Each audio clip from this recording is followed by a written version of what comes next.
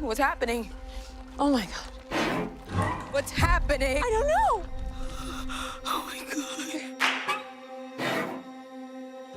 What is it? I don't know. What the fuck? Okay, Lord. It's bugs. Help me. Help me, Charlotte. Help me.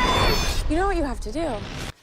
Well, see, I'm watching this movie, and every 20 minutes I'm like, what the hell is going on? Good. What was the reaction when you read the script? The same. Same. Wow. The same as that. Absolutely. Yeah.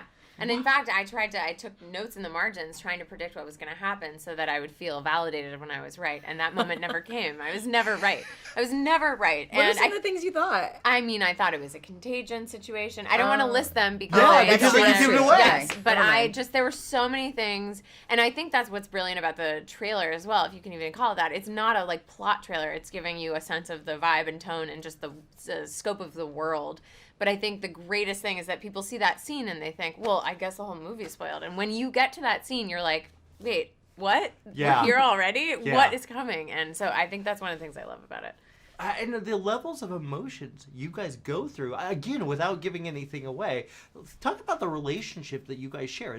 It's kind of incredible to see on screen. Yeah, it's a really cool thing because you have these two women who ideally have known each other their whole lives without really knowing each other. You know, they've known of each other. And, I mean, from Lizzie's perspective, I imagine her having Charlotte's picture on her wall because Charlotte was famous, you know, when she entered into the academy. And when they finally meet and they have this mutual admiration and respect, and it's someone who, you know, kind of knows everything you've been through already. Like, they were just able to connect in a way that is unexplainable, but I think when you have that connection with someone, you just kind of understand and get it, and it's not really labeled in the film. It's just an experience between these two women, and then they go on this amazing ride together. Amazing. It's amazing. It's an amazing ride. And they're definitely together.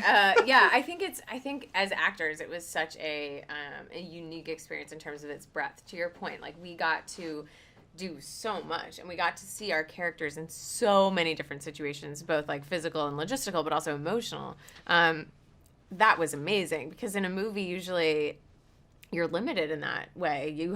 There's like that Aristotelian continuity of like action and location and time, and in this case, there was just so many different shades that we got to experience in our performances, and I hope we're successful with it because the movie calls on us to do all of that. It's so many different genres, and it seems to be different movements of the same story. And yes, that's the desired effect, is that every 20 minutes you're thinking. Well, I'll tell you right now, yes, you were successful. 100%. Good. You also had a level, obvious, this doesn't give out as much away, there's a heavy music element. Yes, that's true. How much did you guys know? How much did you guys actually play? Nothing.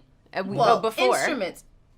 Yeah. Oh, you mean like we learned? Yeah, we were playing the cello. Oh, we okay. learned how to play the cello for it. Yeah. But before the film, like, neither one of us had ever, like, I had never even really touched the instrument. Yeah, I don't think I just knew that it was too special for me to go near. Like, in all of my, like, music class experiences, I was like, that looks very fancy. We had a lot delicate. of practice. I mean, we had a short period of time to really learn how to play this instrument that isn't, you know, So something that complicated. takes your whole life to really Yeah. learn. And we practiced separately. There's a duet that we learned a duet together. And Oh yeah, there's a duet. there's a duet, all right. And Yeah, it was definitely challenging. The cello was the most challenging part, sort of physically, but then also like just figuring out how to look like you are comfortable with it as the instrument, because both of us are well, especially Lizzie is like she's like sort of the ballet star of the moment for cello, or the pianist of the moment, and in our culture we don't have an analogous person to that. So it was the Misty Copeland of cello. There you go. Yeah, there you go. The Misty Copeland of cello. Yeah. So it was cool, and it was a lot of pressure to be that good. Yeah. And I was supposed to be like a former prodigy who's just dusting off her old skills, but yeah, like, no pressure. Like the Dominique Dawes of the yeah. Olympics. Yeah, exactly.